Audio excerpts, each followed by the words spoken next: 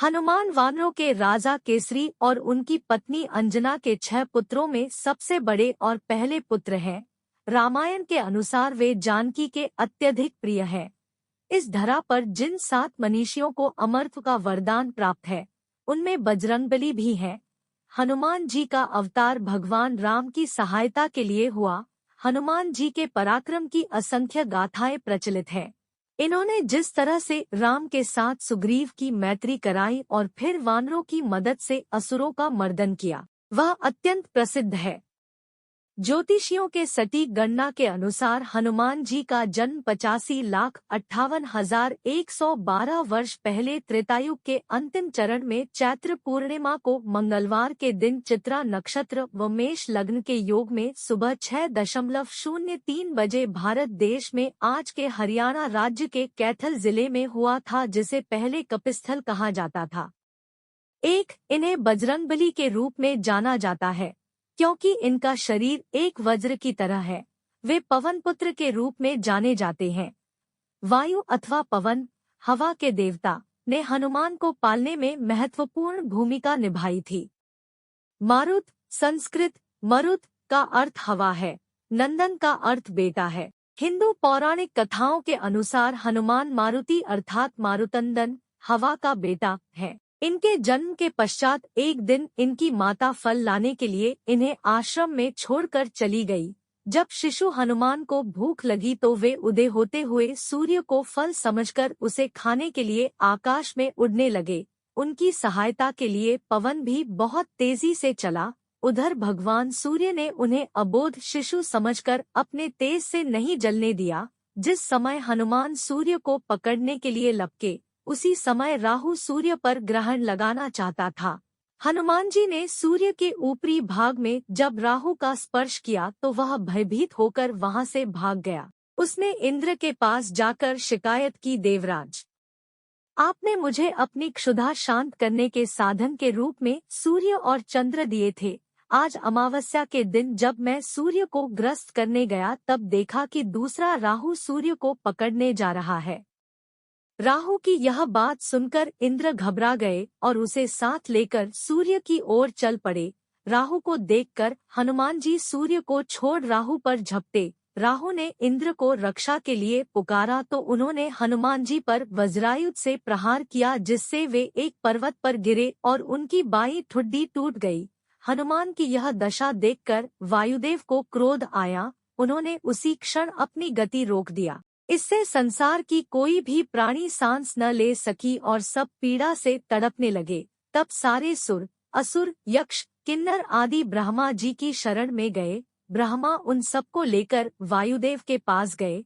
वे मूर्छित हनुमान को गोद में लिए उदास बैठे थे। जब ब्रह्मा जी ने उन्हें जीवित किया तो वायुदेव ने अपनी गति का संचार करके सभी प्राणियों की पीड़ा दूर की। फिर ब्रह्मा जी ने कहा कि कोई भी शस्त्र इसके अंग को हानि नहीं कर सकता। इंद्र ने कहा कि इसका शरीर वज्र से भी कठोर होगा। सूर्यदेव ने कहा कि वे उसे अपने तेज का शतांश प्रदान करेंगे तथा शास्त्र मर्मज्ञ होने का भी आशीर्वाद दिया। वरुण ने कहा, मेरे पाश और जल से यह बालक सदा सुरक्षित रहेगा। यमदेव ने अवध्य और निरोग रहने का आशीर्वाद दिया। यक्षराज, कुबेर, विश्वकर्मा आदि देवों ने भी अमोघ वरदान दिए। हिंदू महाकाव्य रामायण के अनुसार हनुमान जी को वानर के मुख वाले अत्यंत बलिष्ठ पुरुष के रूप में दिखाया जाता है। इनका शरीर अत्यंत मांसल एवं बलशाली है, को नहीं मारते हैं, और यह लक्ष्मण है जो रावण को मारते हैं। हनुमान उनसे मिलने और उनके बारे में जानने के बाद राम के समर्थक बन जाते हैं। रावण द्वारा सीता का अपहरण, वह राम की ओर से लंका जाता है, लेकिन रावण को सीता को छोड़ने के लिए मना नहीं पाता है।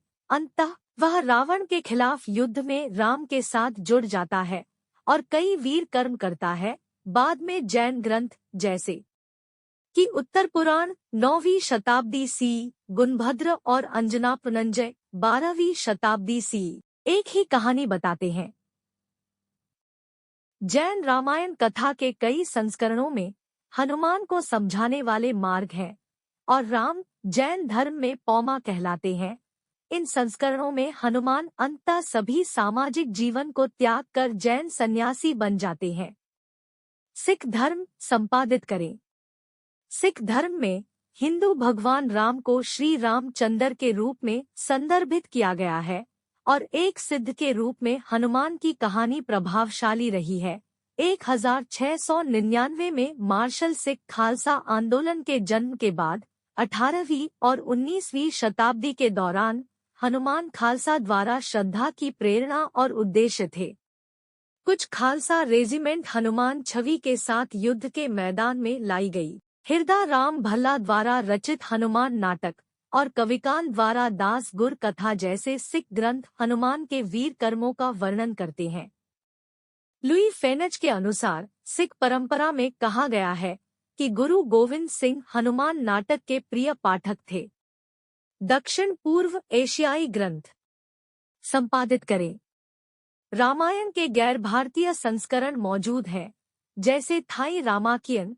रामायण के इन संस्करणों के अनुसार मैक्चनु सुवर्णमचा द्वारा जन्मे हनुमान के पुत्र हैं। जब रावण के महल में आग लगाने के बाद हनुमान उड़ते हैं, अत्यधिक गर्मी से उनका शरीर और समुद्र में गिरने पर उनके पसीने की एक बूंद जो एक शक्तिशाली मछली द्वारा खाई जाती है, उसने स्नान किया और उसने रावण की बेटी मच्चनु को जन्म दिया। एक अन्य किंवदंती में कहा गया है कि मत्स्यराज, जिसे मकरध्वज या मत्स्यगर्भा के नाम से भी जाना जाता है, नामक एक राक्षसी उनके पुत्र होने का दावा करती है। मत्स्यराज का जन्म इस प्रकार बताया गया है।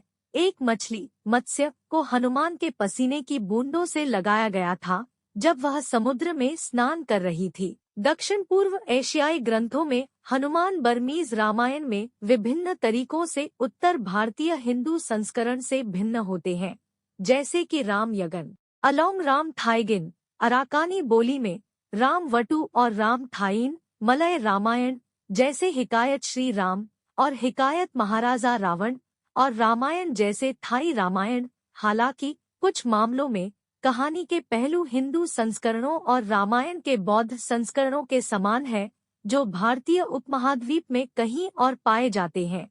वाल्मीकि रामायण मूल पवित्र ग्रंथ है। अन्य लोगों को लोक नृत्य की तरह कला प्रदर्शन के लिए कवियों द्वारा संस्करण संपादित किए जाते हैं। रामायण की सच्ची कहानी वाल्मीकि है। ऋषि वाल्मीकि को आदिकवि पहला कवि के रूप में जाना जाता है।